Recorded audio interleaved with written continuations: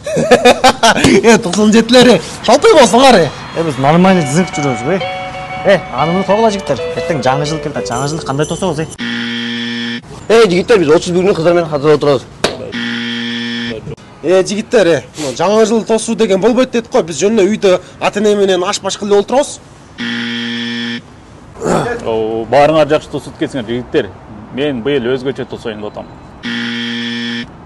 Жаңы жыл тоскон болбойт. Мен ал күнү таң аткыча ибадат кылып намаз окуп чыгам. Адашкандар. Досым, сен жаңы жыл тособуз дейсиң. Ата-бабалар, мусулмандар тоспогон күндү тососуңбу? Сенин олардан не армаң бар? Булар клубта, ресторанда тособуз дейт. Сен үйдө намаз менен тосом дейсиң. Сен ошол күнү өзгөчөлөнтпөй, ар күн сайын ата-энеңе жакшы мамиле кылсаң болбойбу? Көрдүңбү? Сен кыздар менен тосом дейсиң. Ошол күнү канчалаган жаман, ыплас иштер болот. Ошол ал христиандардын майрамы, биздин Курман айтта поптор чыгып алып же орустар чыгып майрамдаган жери жок. Ошол сыяктуу биз деле өзүбүздүн майрамды майрамдайбыз. Бул майрамды майрамдагандарга ошолордун дининде турбай булар деп туура түшүнүп кабыл алып коебуз дагы. Биз кадимгидей куптан окуп алып уктайбыз.